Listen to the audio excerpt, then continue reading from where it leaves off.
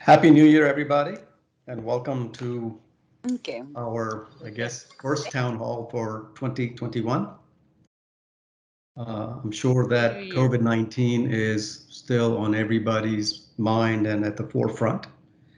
So our public health team is back yet again to provide you the most up-to-date information on this very fluid and evolving situation around COVID-19.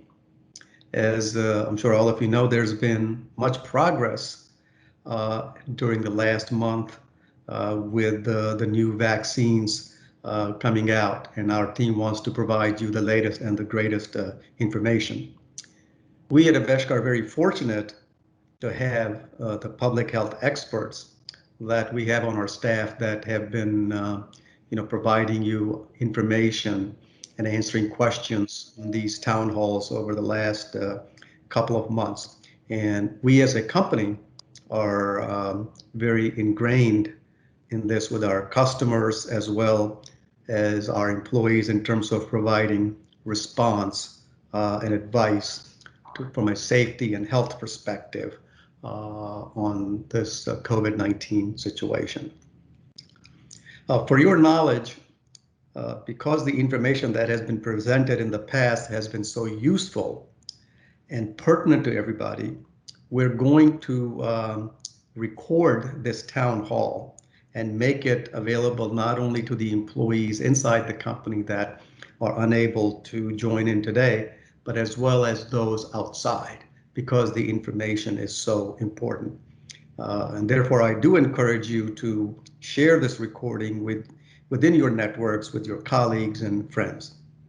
We have a collective responsibility to ensure our safety and safety of others all around us in our communities. With that, I'd like to welcome back the members of our public health team, Dr. Till Jolly, Dr. Michael Anderson. I hope that he'll be able to join us today. I know in the past he has been busy and called up on duty. Dr. Emily LANKAU and DEIDRA PARRISH. I know many of us, to include myself, are very curious about the news surrounding the COVID-19 vaccines and critical updates regarding that since the last town hall. With that, let me welcome Till. As always, there will be a question and answer session following the presentation and discussions by Dr. Jolly. With that, Till, let me turn it over to you. You're on mute. Till, you're on mute. Sorry, I have my camera on, but not my mic on. Thanks for that, Chris. You'd think I'd know how to do that at this point. So yeah, thanks everybody. And we do have a team. Dr. Anderson, I believe, will be able to join us, although he's not on right at the moment, but he's going to be joining us as we go forward. What we're going to do is go through this as a team and talk about a few issues. I want to give some kind of overarching comments about a lot of things that are going on. First, I mean, we're actually more than a year into this at this point. This is sort of a very long-standing crisis, national emergency. It's, all of us have worked, we're kind of in the emergency management realm, but to have one that goes on this long from a response standpoint is really remarkable, but it's actually not that different from prior pandemics, which tend to last for a long time. But that obviously brings up, a number of issues. A couple of points to make, and then I'll turn it to Emily. One, just administratively, Girish is correct. This is going to be recorded, and because of that, I think Carissa is going to kind of referee the Q&A and manage the Q&A at the beginning and help to make sure that we get things, in an orderly manner. So look for that, but we'll certainly happy to try to answer any questions you have. With the COVID-19 pandemic going on for as long as it has, there are a number of things that are going on now. First, the basics still work, and I'm going to say this a few times during this. Things like mask wearing, social distancing, and hand washing, regardless of disease dynamics, mutations, or anything else, still work. We still encourage them. You should still encourage them. We still encourage them with our client base. Your family should still be doing them. Your friends should still be doing them. And, you know, that's really the best strategy we have right now. But happily, we do have some other things. Garish mentioned vaccine. We're happy to take some questions about vaccine. You know, lots of what you read in the popular press is dynamic, as all things are. But to push out a vaccine this fast is truly a major scientific achievement. And our colleagues within Aveshka who've worked within BARDA have been deep in the middle of that and are to be congratulated. But, you know, to create for the scientific community to push one out this quickly is truly a great achievement. The hard part now is distribution, and you're starting to see that in the press and the questions of how fast you get it out, how much gets out, and that sort of thing is very hard. We've never done vaccine at this scale in our country ever. And it's critically important. And so, you know, as all of you've seen, and those of you who've been kind of in the emergency management realm for a long time, you got to kind of take the long view, and you'll see individual stories. You can, every hour there's a new story about something that's going right or something that's going wrong. You've got to really take it all in perspective. So truly a major undertaking. Lots of people are getting vaccinated, probably not as many as we would like to have had done already, but something that's you're gonna see more and more. And I would encourage you, you know, happy to talk with you, happy to have you talk to your physician when the time comes. But you know, vaccination is really going to be our best way out of this, and so I would encourage it, and I think most of my colleagues would also. We're going to hear a bit about therapeutics from Dr. Anderson. So some interesting things going on there, and some of the disease dynamics from Emily. And then some of the mutation issues from Dr. Parrish, who I think you haven't heard from before, but you're going to hear some interesting things from her, trained in infectious diseases and playing an important role at a state level and helping our team a lot. The one issue I want to kind of reiterate from past ones is really the mental health issue. And this is, you know, something where internally, our human resources team has really been on top of trying to make sure that anybody who needs some sort of assistance of any kind gets it. Realize there's kind of a micro issue and a macro issue going on, and it's continuing to go on. As I've said before, all of us have different issues we're dealing with, whether it's small children, elderly parents, changes in work pattern, stresses at home because of others that aren't able to work, lots of things going on in a home and in our community that are tough to deal with. And we all need to recognize they're tough to deal with.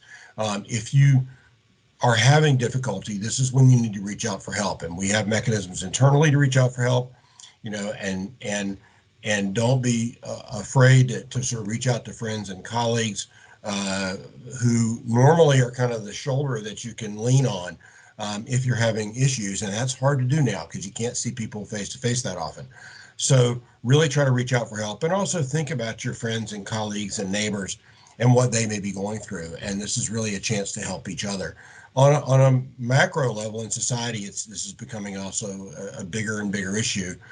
Stresses on society, the economic stresses, the socioeconomic stresses, the behavioral and health stresses are getting worse and worse as winter, you know, continues and pandemic and disease dynamics continue. So really something we need to sort of keep top of mind and make sure we're helping ourselves and taking time for ourselves to break away from work and try to take care of ourselves and time to help others.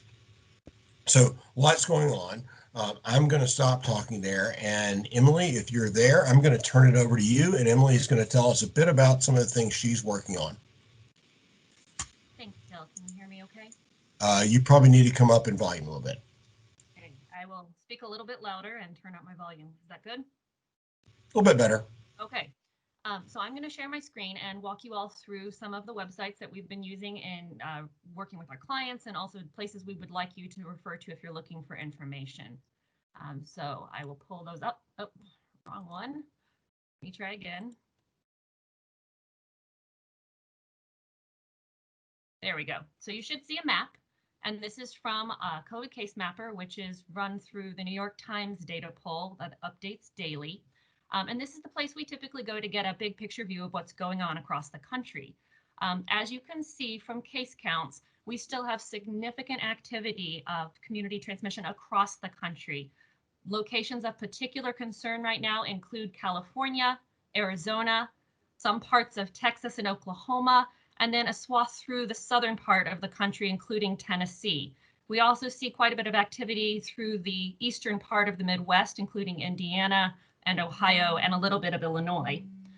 We are seeing some positive signs in parts of the country. We still see lower case counts in Maine and parts of the West, up in the northern parts of the West, and the upper Midwest, which was a big issue in late November, early December, does seem to be coming down in case counts. And so there are some positive signs that some locations are improving.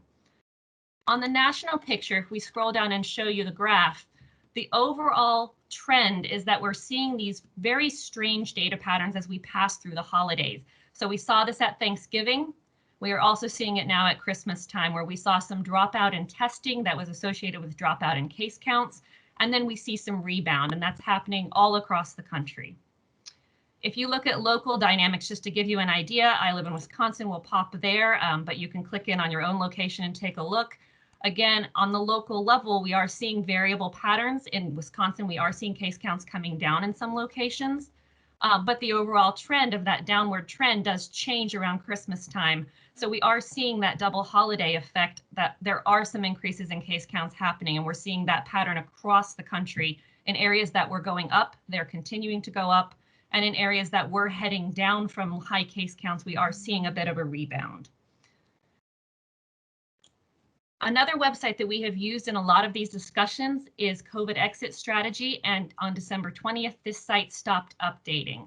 And so I do want folks to notice that this website no longer updates, and when we're looking for patterns and trends, we are now moving over to a new website, COVID Act Now, which has been active for some time and has merged with the COVID Exit Strategy team. So this is a really good thing for COVID data. We're seeing consolidation of efforts, people coming together and working on these issues more collaboratively, so that we're going to have all that expertise in one location. This website has a number of perks for folks who are following these issues closely. One of those is that the overall calculated risk that this website provides is also available at the county level. So you can flip over and see it's a very similar picture to what we're seeing with just the case counts and rates from COVID Case Mapper. But we can look at this from a risk perspective on this scale from on track to contain COVID to severe outbreak. And we see very similar patterns here, where California, Arizona, parts of Oklahoma, and then parts of the South and eastern part of the Midwest are seeing more significant activity. I want folks to notice something. On the public health team, we do triangulate our data from multiple websites, and part of the reason we do that is missing data can cause some consternation. These green locations that you see on the map right now, a number of those, if we flip back to COVID Case Mapper, are actually missing data that you see here in white. So do be very cautious in interpreting green on the COVID Act Now website right now, because some of those locations may actually be areas that have missing data, and that affects the risk calculation that that website is using. Another nice part about this website I want to point out for folks is you can come down here and look at some fairly local dynamics for 5 key metrics: the daily cases per 100,000, the infection rate, which tells us is the outbreak increasing if it's over 1, or is the outbreak tending to decrease when it's under 1, the positive test rate, which tells us our depth of testing and how reliable our estimation of case rates are relative to how deeply we're testing the population, and then ICU capacity use. For some locations, mostly the state level, they also have a percentage of how many tracers are needed to respond to this outbreak and how well the state is doing. A couple of things to point out: this website uses a daily new cases per 100,000, where COVID Case Mapper is using a 14-day case rate. And those metrics are somewhat related, but should be interpreted separately because they are different time periods. The other final thing I want to point out on this website is you can come in here and look at cases, deaths, hospitalizations, and ICU hospitalizations over time. The website tends to pull up areas of interest. So right now they're looking at metro areas like Los Angeles, Dallas, New York, Houston, Chicago, but you can come in and put any location that you're interested in and get a sense of how that outbreak is proceeding for state and some metro local areas and most counties. So this is a great place to look if you're trying to follow this on a local level, if you're tracking family. And they, in fact, actually also can allow you to go in and put alerts in to receive more notifications. So we're really pleased to see this consolidation of efforts, and this website is a really good place to look.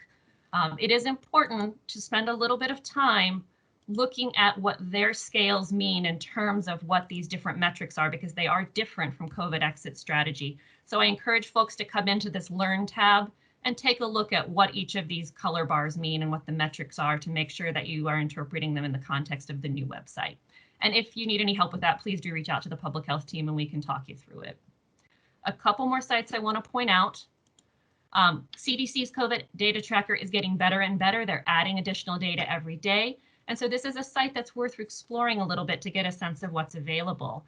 I will point out specifically that vaccination information is available here to get a sense of how the states are doing in delivering their available vaccines.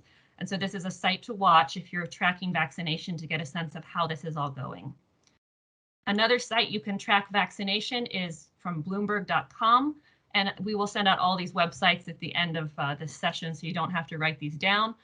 You can also get a sense here of how vaccination is going state to state, and they pop up and tell you how many doses have been given, total doses administered. So those are two sites that we will continue to monitor as this develops. In terms of where things are going, it's very difficult right now with these strange patterns we're seeing coming out of the holiday to predict what's going to happen next. Places that were improving are seeing a bump. Places that were going up or even looked like they might be plateauing at the top of a peak have started going up again because of that holiday pattern. And it's going to take a few more weeks to shake out exactly what's going to occur long term. I do want to point out, while there is cautious optimism with vaccination coming on board, and we'll hear more about that in a few minutes, we do have some evidence now from CDC that the opening of large institutions of higher education like colleges and communal housing associated with colleges may have sparked some of these outbreaks on a local level. And we are going into the next semester in January right now for many locations. So I do want to point out that it is really important, as Till said, to double down on our public health efforts to prevent transmission, to follow public health recommendations, to stay home when possible, to wash hands, to wear a mask, and to watch our distance, because we could see increasing case counts associated with changes in human behavior that are coming in the next couple of weeks. I want to reiterate also Till's message about mental health. Doing all of this is hard. I am struggling. I know everyone is struggling. And so staying connected and doing everything we can to keep spirits up while we continue to double down and protect those vulnerable populations until they get vaccinated is going to be a key for coming out of this. And with that, I'm going to turn it back to Till. Thanks, Emily. Obviously lots of data, lots of information, and you know, it's easy to become sort of buried in it. And so this is another one of those things where one needs to kind of, if you're looking through this, step back and think about it in context. So thanks very much for that, and we'll certainly take further questions. I'm now going to call on Dr. Mike Anderson. Mike, you there? I am, sir. Can you hear me? I can. So Dr. Anderson is an important part of our team, is a pediatric intensivist, which there actually aren't that many of in this country, or not nearly enough, actually.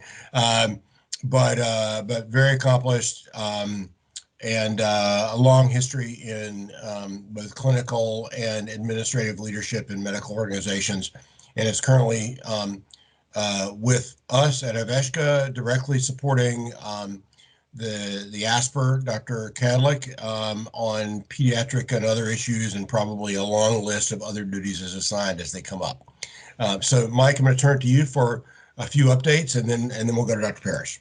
Till, thanks so much. And I'm sorry, the third time's a charm. I've been scheduled several times to be on, and for some reason, something always came up. So my sincerest apologies. I hope you can see my slides. I'm briefly going to talk about two issues.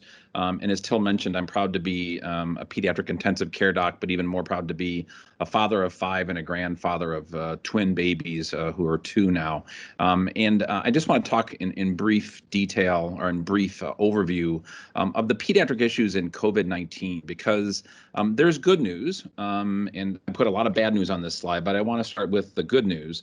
The good news is that kids seem to be less affected by this horrible virus than adults do, because and my learned colleague that showed you that terrific data, you're not seeing thousands and thousands of children who are flooding the intensive care unit with profound ARDS, lung disease, or with terrible septic shock.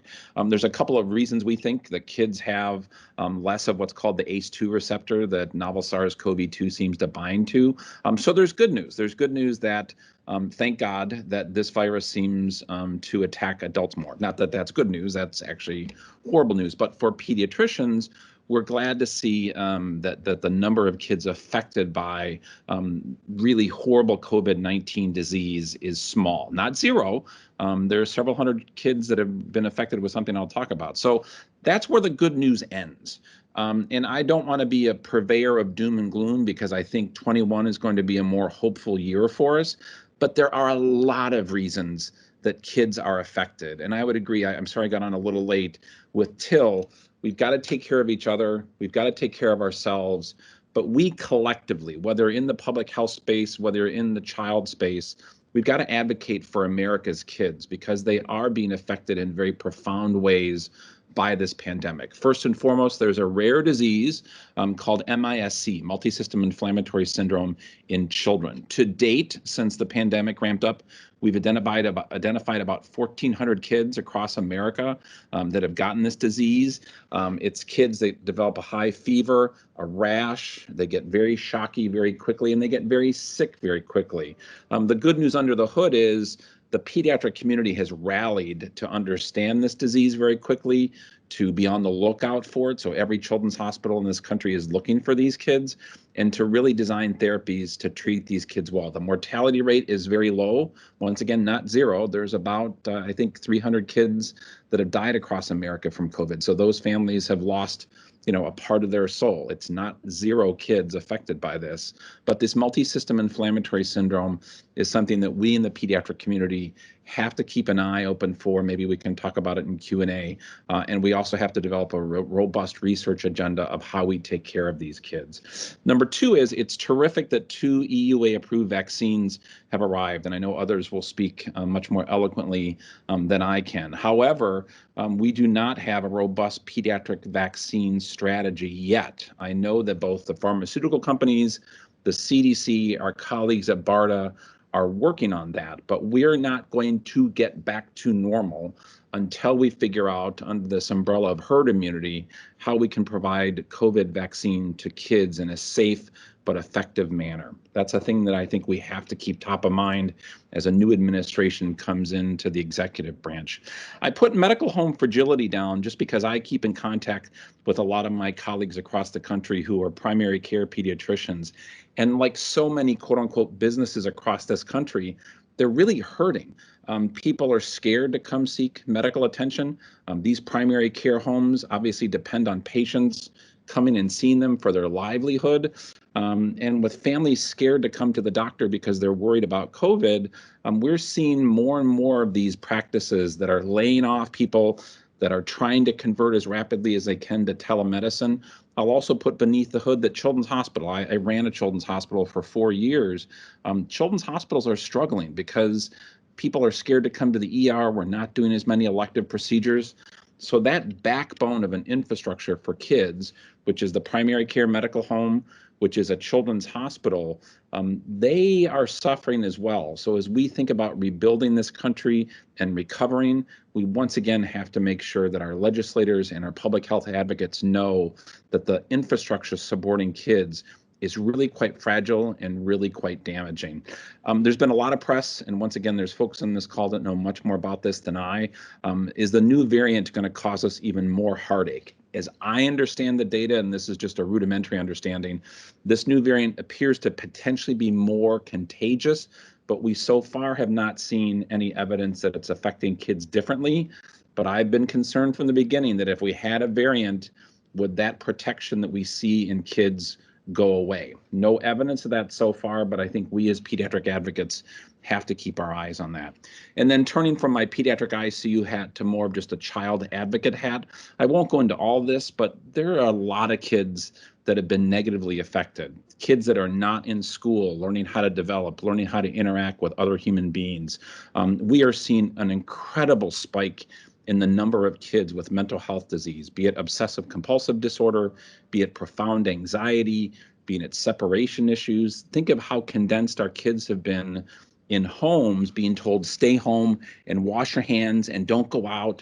And kids are meant to socialize in their first years of life and learn what it's like to be a human that interacts with other humans. So we've got a lot of work to do to reacclimate kids to what normal life will be. We are unfortunately seeing less and less reports of child abuse. You'd say in the initial blush, well, maybe that's a good thing. No, that means that less trained professionals are keeping eyes on kids and preventing kids that potentially could fall through the cracks. So I, as a pediatrician, am worried about that. And then finally, Dr. Jolly and I and others have been interacting with some great agencies around sports. I mean, the value of kids competing is just so important. It fights childhood obesity. Kids learn what sportsmanship is. They learn how to handle defeat and how to celebrate wins. And I was concerned pre-pandemic about the number of kids that are obese. Think about kids that have just been on, games in front of their screens for weeks or months during the pandemic.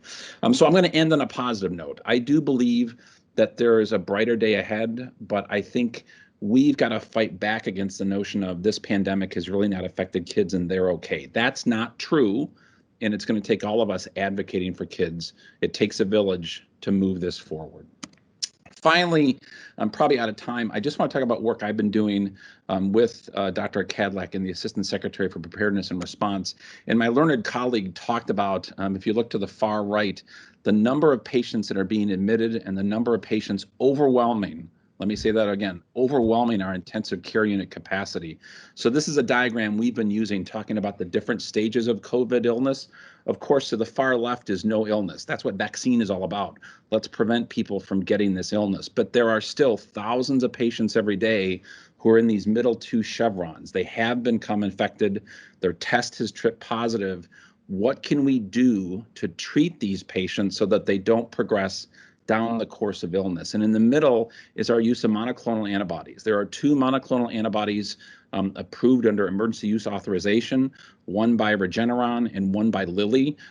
President Trump got the Regeneron product, and I think he is actually a testimony to a patient who is old, who has comorbidities, who turned around very quickly. Now, that's anecdotal, that's not science, that's not evidence, but we are gathering more and more evidence that early use of these monoclonal antibodies is preventing, probably decreasing by almost 60 to 70%, the need for admission in high-risk patients. So it's been a really big amount of the work that I'm doing under ASPR, not really as a pediatric person, but more kind of as a chief medical officer person. Slowly but surely across the country, we're starting to see reports that these are being taken up and that families are really swearing by them. I spent a week in El Centro, California, staying up a center, and we had 2 families that almost wanted to just kiss us, although we can't do that, obviously. But they were convinced that we saved their loved ones' lives because of these early use of monoclonals. So I'm probably not doing it justice. There's a lot of science and interesting operational stuff behind it. But I just want to say it's an honor to be on this team. And I'm sorry it took me a couple attempts to get on the webinar. Thanks, Dr. Anderson. And it's very important information, important work, and I'm sure there are going to be questions that come up in all of our related areas. So thanks for that. So now I'm going to turn to Dr. DeIdra Parrish. Dr. Parrish is a infectious disease and public health specialist who works long hours, I'm sure, on a collection of other duties as assigned in the state of Tennessee, and is also an important part of our public health team and a major advisor to us on all sorts of issues. We lean on her a great deal for her expertise. And Dr. Parrish is going to talk about a number of issues, viral mutation and other things. And I've already seen a question that's probably going to go to her. So Dr. Parrish, if you're there. Yeah, I'm here. And thank you all so much for having me. I'm just going to speak briefly on viral mutations, and I'm sure there'll be questions in the Q&A afterwards. So as you all are very much aware, there are a couple of virus variants that have emerged and that are circulating around the world that have been concerning, with regard to COVID. And so variants are just versions of the virus that have a number of mutations that are significant. And so two separate variants emerged about the end of 2020, one in the UK and another in South Africa.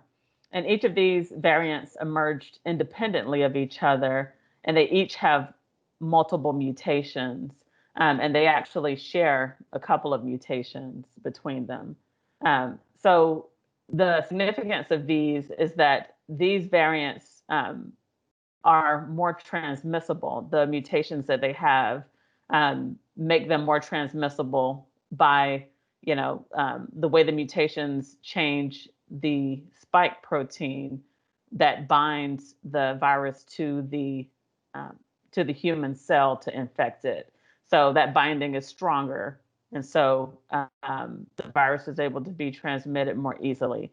In addition, the South African variant also is associated with a higher viral load, thus causing more increased transmission. The good news is that at present, these virus variants do not seem to cause more severe disease. So the $1 million question that folks have is, will the vaccines work against these strains? And the short answer is that the vaccine manufacturers are pretty confident that the vaccines will be effective. So Pfizer did a small study looking at one of the mutations that is in both the South African and the UK variant. And they found that the antibodies from the serum of vaccinated individuals was effective in neutralizing viruses with that mutation. Now, there are other mutations, and in particular, the South African variant has a concerning mutation that actually changes the structure of the spike protein, and that is still under study with all of the vaccine makers. So one of the good things is that each of the vaccines has multiple targets to the virus. So meaning that any one virus mutation will be unlikely to cause the vaccine not to be effective. Basically, the virus would have to really have a large complement of mutations that are specifically targeted to those target sites that the vaccine uses for the vaccines not to be effective. So in that way, the vaccines have a little bit of redundancy. Also, the immune system effects that the vaccine stimulates is also redundant and includes not only antibody, but also cell-mediated immunity. So with all that, the vaccine makers feel like the vaccines will continue to be effective. Of course, around the world, they're monitoring for any signs of new variants. So in the future, we do anticipate that new variants will emerge. And in fact, there have been recent reports of a new variant coming out of Japan and another one coming out of Nigeria. At this point, it's currently unknown what the significance of these variants are. So all of this kind of reinforces, what Till said at the top in terms of all of the things that we're doing currently to mitigate the spread of COVID-19. We need to continue to do even as vaccines are pushed out. All of those mitigation strategies will continue to be key as we try to get control of this virus. So that's all that I have, and I'll take it back to Till. Thanks very much, Dr. Parrish. Great contribution. And as with our other calls, this information is changing very fast. Appreciate your insight and input, and all of your work. So and obviously what you're doing in your home state currently of Tennessee is also very important work and sort of gives us some very much on the ground knowledge. So that's really kind of there's lots more. We could talk for hours about this. We do pretty much every day.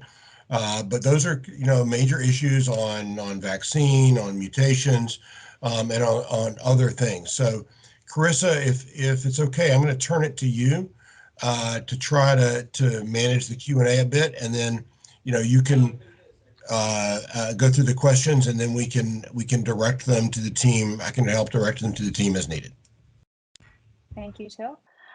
Again, everyone, continue to put your questions in the meeting chat area. I saw a couple questions come in, so continue to do that if you want them answered.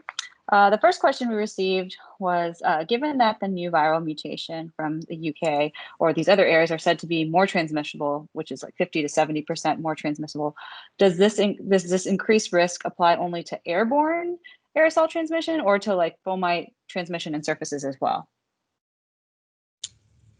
Dr. Parrish, I'm going to turn that to you. Yes. So as far as we know currently, that is an overall number, that 50% more increased transmission. So what they looked at was what would be expected, for the quote unquote regular COVID virus strain versus this new variant, and they found that that it did increase at about 50%. They're still studying different aspects of these variants, but currently we assume that increased transmission is all types, and of course the primary mode of transmission being droplet spread, and then some form of aerosol, but also fomite spread. Again, the mechanism of that increased transmissibility is that this virus binds more effectively, to infect host cells. So any way that you are exposed to it, there's a higher likelihood that the virus will infect. And as I mentioned, the South African strain particularly is associated with higher viral loads. So people are actually shedding more virus. So there's more virus in their droplets or on fomites that can be picked up, thus increasing the transmission. Okay. Sorry, Till, did you have something to add to that? No. Go ahead. Go ahead, Chris, with the next question. Okay. What, if anything, can a positive IgG antibody test tell us, or what about IgM? Dr. Parrish, I'm going to turn that one to you also, if you could. Okay, no problem. So yes, the interpreting antibody tests is kind of fraught, a little bit fraught. So I know initially, when antibody tests came out, people wanted to kind of have this kind of certificate of immunity saying that, oh, I'm antibody positive, so I can't spread the virus. But the problem is that there aren't good correlates in terms of having positive antibody tests and actually having effective immunity to COVID-19. And of course, antibody levels vary with individuals. So I know, at least, and in our standpoint in public health, there really has not been a role for looking at antibody testing in terms of either risk as it relates to potentially quarantining or other risk. I mean, we treat anybody effectively that was exposed in the same way. So maybe perhaps as we go forward and as we look to how antibodies look in those who have been vaccinated with these different vaccines that are on the market, and we might have a bit more of a stronger association between antibody levels and actual functional immunity. Thank you. Chris, the next question. Okay. How effective is only administering one vaccine dose, and how long will that protection potentially last? That's a good question. I'll start with that, and perhaps if Dr. Parrish or Dr. Anderson want to follow up. The two vaccines that have been approved under an EUA in the United States are designed to be 2 doses, one with the second dose at 3 weeks after the first dose, the other at 4 weeks after. In the press, that means that in order to do that, you've got to hold back the second dose to make sure that the people get their second dose at the right time, which has resulted in storage of vaccine and the inability to get the first shot into as many arms. The UK is, I believe, the first major country that sort of came out with a strategy of let's try to get everybody vaccinated first. There are now discussion within the last 48 hours of the US doing the same thing. The early data has shown that the first vaccine from some of the testing is thought to be about 50% protective or so, as opposed to 90 or 95% protective at about 3 weeks or so at the time of the second dose. There's not a study population that only got one dose of vaccine.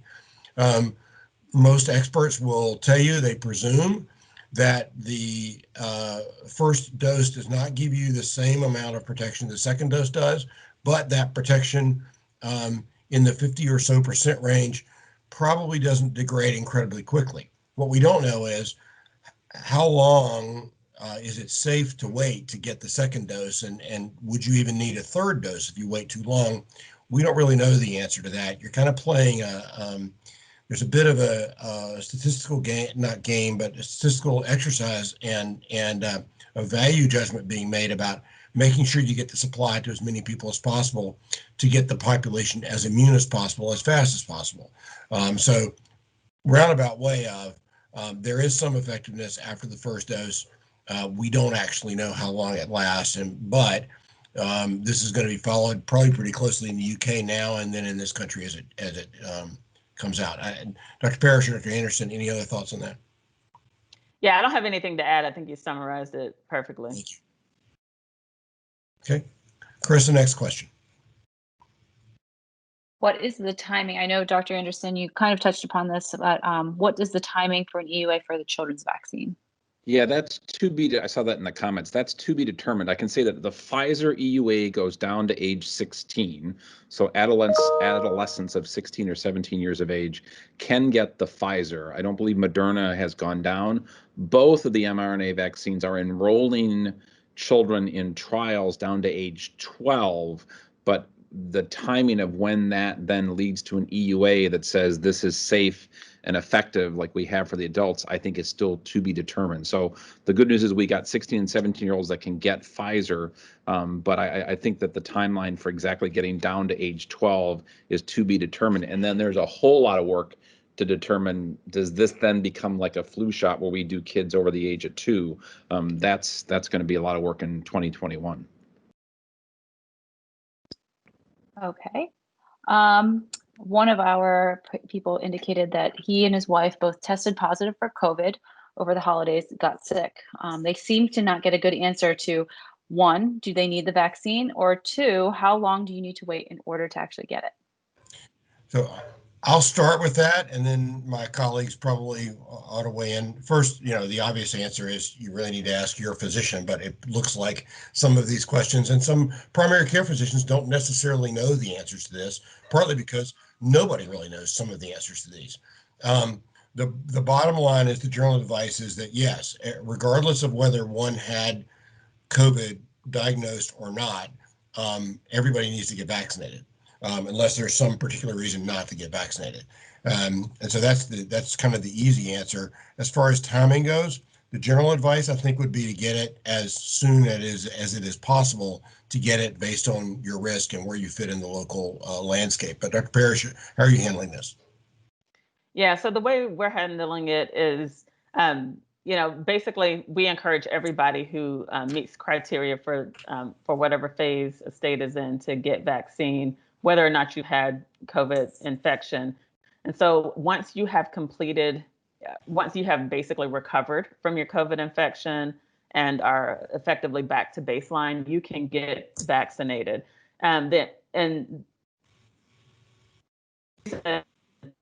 We get infected with COVID.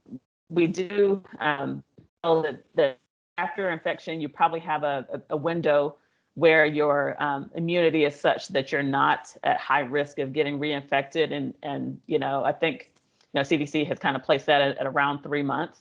So if you want to wait, that's that's fine too if you want to wait that 3 months and then get the vaccine. But anytime after recovery, you are eligible to get the vaccine, and it is recommended.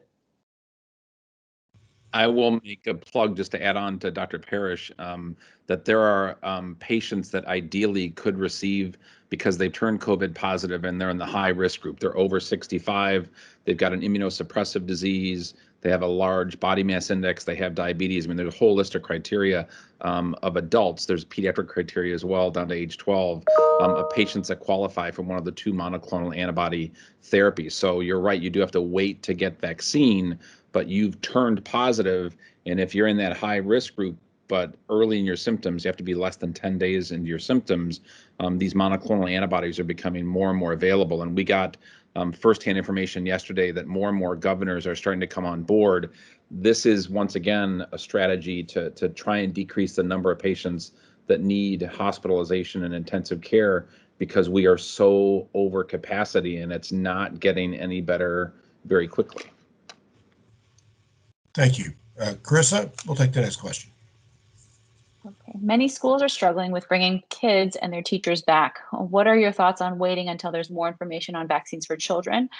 Will teachers being vaccinated now provide the protection for them and their families and for the students?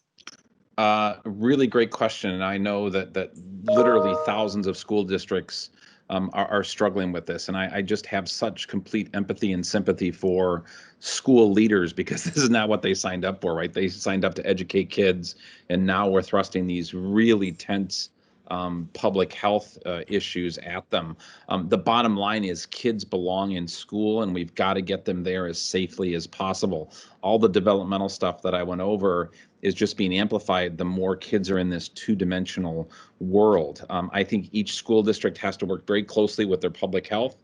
I think pediatricians across this country are now being called to do double duty, take care of the patients and become a resource for their local schools. But I think the second point about teachers getting vaccinated, I think that's going to bring comfort to that really important group of people, that they can now be functioning more normally in the classroom. I personally, and this is Mike's opinion, not based on really deep science, if we wait until we have the most robust pediatric vaccine strategy known to man to get kids back in school, well, kids aren't going to be back in school till 2023. I mean, it's just going to take way too bloody long. So I think each school district has to work with their individual parents, their local health officials, and their schools, because I think we've got to get kids back and get them back safely. Thank you. Carissa, next question. What level of vaccination rate do we need to achieve herd immunity? I'll start with that. Dr. Parrish, you may have some thoughts on this. I mean, the general advice and herd immunity, just so we all remember what herd immunity is. Herd immunity is based on science from other viruses, particularly measles, where high vaccination rates create enough immunity in the population that the disease no longer spreads. It is not based on lots of people getting sick and keeping the disease from spreading. We believe, and you know, from Dr. Fauci and others sort of in the expert community, somewhere in the 70, maybe 80, maybe 85% range of vaccination is what we really need to get enough immunity in the population. And that's based on the number of people that get vaccinated and the effectiveness of the vaccine, which happily, based on the science, this is a quite effective vaccine. If the vaccine were not as effective, you'd need to have more people immunized to create herd immunity. But what those numbers speak to is the need for a very aggressive, widespread campaign to get people vaccinated and to have the population accept vaccination is an important part of the strategy. Dr. Parrish, Dr. Anderson, or Emily, any other thoughts on that? Yeah, completely agree. Thank you. Carissa, next question. As a parent of young children, what are some factors that you personally maybe would want to know, or what would you do to assess in order to allow your children to participate in activities like sports or extracurriculars? I think there's a lot of hesitation for parents to let their kids out into the wild, but what would you look for to ensure a safe environment for them? Yeah, we're putting more and more pressure on an already tough job. I mean, I think being a parent is one of the toughest jobs in the world, and now we're asking them to make really difficult decisions. I think there's a lot of factors that go into it. I think having faith that public health can give you how bad is it in your community, because if your positivity and infection and hospital rate is going way off the charts, then I don't think it's time to be gathering in groups and to be doing normal kids thing. If you think your region is under control, that public health is being transparent, and that every precaution is being taken for this soccer event or baseball or whatever, then I think there's more potential to let kids do things like that. Till and I have been on a couple of calls with coaches and organized sports people across the nation. I've been really impressed with how they are trying to do everything they can. And they keep bringing data that says, by the way, and this is once again Mike's conjecture, not real science, that by the way, when there's outbreaks during sporting events, it's typically not what happens on the field. It's that the kids had some sort of party beforehand, or they went in the same van and didn't practice social distancing. So I don't have a lockstep, like 4-part checklist that this is how you say it's okay for your kids to go back. But I think those are some of the factors you have to take into account. Thank you. Dr. Parrish, anything I missed, Till? No, that's great. Yeah, sounds good. I have young kids myself, and those are the exact things I'm looking at and thinking about. Yeah, I mean, to that point, I mean, we all are experts, but we also, all have various versions of real life we're dealing with, and so, this is affecting everybody. Trust me. I will share one brief anecdote, and I know we're almost out of time. So many docs across this country are being called on, as I said, by their local school district. Can you help us form a committee? Can you green light this? And when I was at UCSF in California, I had my pediatric heart surgeon call me and say that his kid's school called to be his medical expert. It's like, Mike, I can tie little arteries together, but you got to orient me. What should I say? So, we're kind of building this aircraft as we're flying it. Chris, maybe we'll take one other question if we have time. Yes. Okay. What will our experience with COVID lead to more rapid development of other MCMs? Mike, maybe I'll let you tackle that from your perch. What a great question. Let me take it from 20,000 feet and then to the MCM. If we don't learn from this, and one of the things I have promised to do at ASPR during my time here is not just a lessons learned PDF of what do we do, how do we look at public health from stem to stern?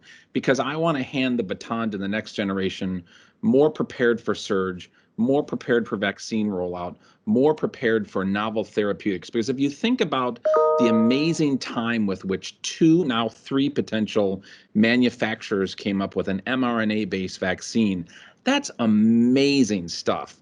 But we've got to get better at doing this. And once again, in the trenches, like Dr. Parrish practices of public health, we have underinvested in public health, and we've got to bring more infrastructure and a really renewed energy around it. My fear is we get back to more normal in 21. I think 22 is going to be sort of back to normal, and we forget and we don't invest in public health, and we move on to the next thing. I hope this is a real wake-up call for this nation on how to do this better. Great, thanks. Chris, we may have time for one other and then a close. Okay. Based on current data, when would we expect to see the high point of infections from the holidays?